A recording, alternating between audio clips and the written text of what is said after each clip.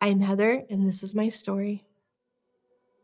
I had 3 older boys, and I met Mark online. He was a very fun, very outgoing person, just fun to be around. It was very fun in the beginning. There was these little things along the way that were red flags. You get to the point when you're a woman in an abusive situation that you can tolerate the physical abuse, but the emotional abuse breaks you to your soul.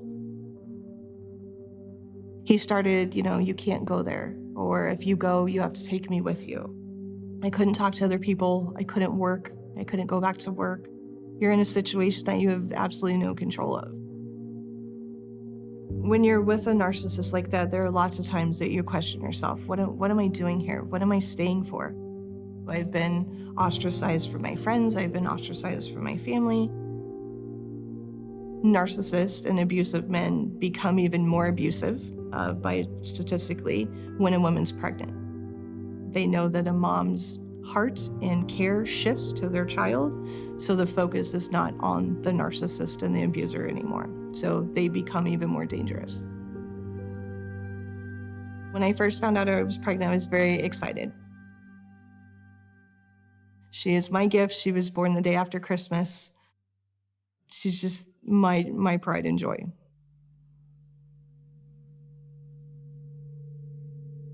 Things became even worse after she was born. I found out already right away after I was planning on leaving him. I found out I was pregnant again already. It's like your world comes crushing down. I don't have anywhere to go. Now I have another kid. I don't know what to do. I tried to get what I could and my daughter, and I got out of there. It was scary. It landed me homeless. I didn't have a home.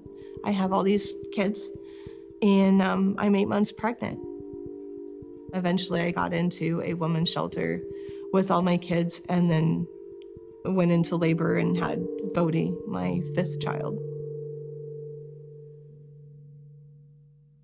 I had to keep relocating. He was having people follow me at the hotels, his family members, his friends. So at that point, they hit us, they put me in the women's shelter, and what they do is almost erase your name. You have no credit, you don't exist.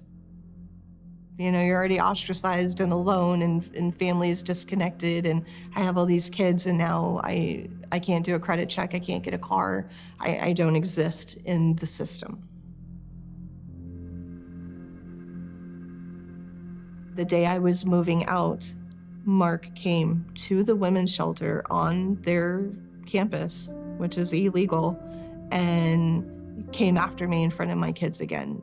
I need to leave state. I need to leave now. And that's when I left and relocated my family and came to Brookings, South Dakota. Leaving Colorado was great, and coming to Brookings. You could take a breath of fresh air, like you could breathe again, like all the stress and the walking on eggshells, it was gone for us. I knew that I could do it. I knew that I'd come this far, and that light at the end of the tunnel, that freedom was finally there.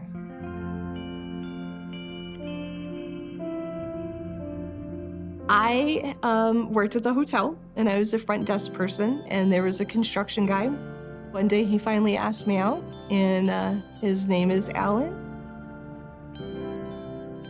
I wasn't ready to be with somebody. I didn't want another man in our life. I was okay with just me and the kids.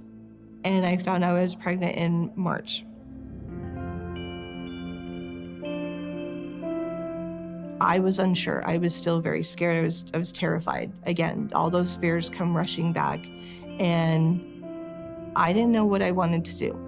It was the first time I really questioned, do I want another kid? I'm older. My body's not so great. My last 2 pregnancies were horrendous, and the deliveries. It was just hard. I wasn't sure where to go or where to turn. I was 39, and Alan was 28. I went into this massive fear that he was going to leave. Alan's going to leave. I'm going to be alone.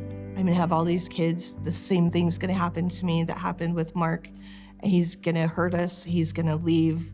We're going to need to leave. So I started in this panic mode of, I can't do this. I'm making a bad decision. I can't do this again. So I call option one, and this lovely lady answers the phone, Miss Laura, and starts just talking with me because I was inquiring about an abortion.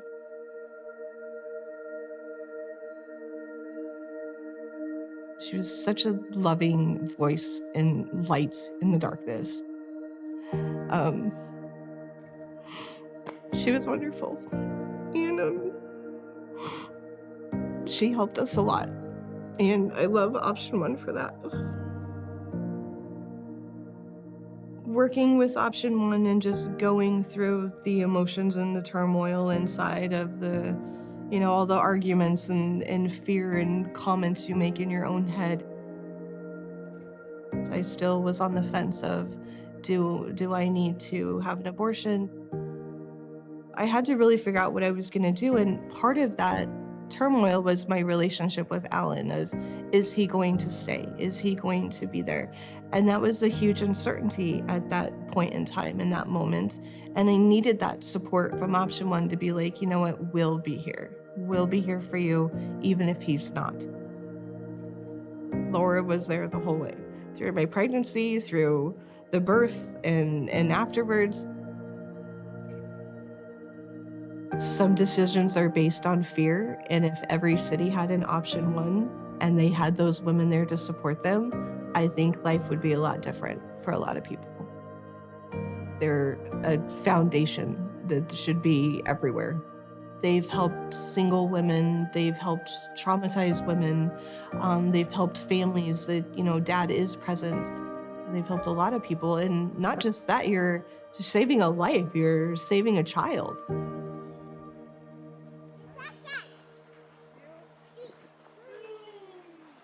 Taryn was born on 12/9/19, so another Christmas baby.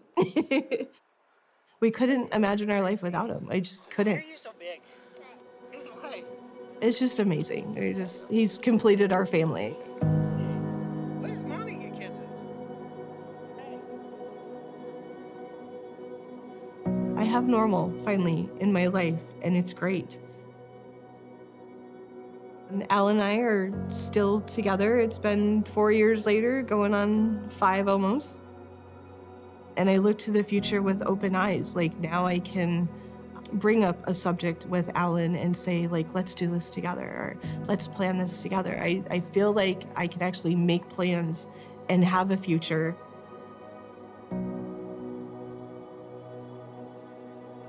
No matter if you're young in college or a teenager or older, you're scared and you're making decisions based on fear.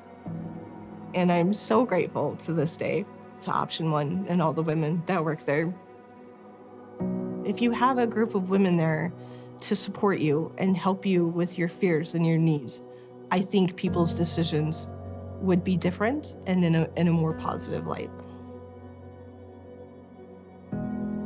It was such a blessing in my life and in our life that we named our son Taryn. His middle name is Mercy, and we named him for option one. Sorry. He's our gift, and I thank option one every day still to this day for Taryn.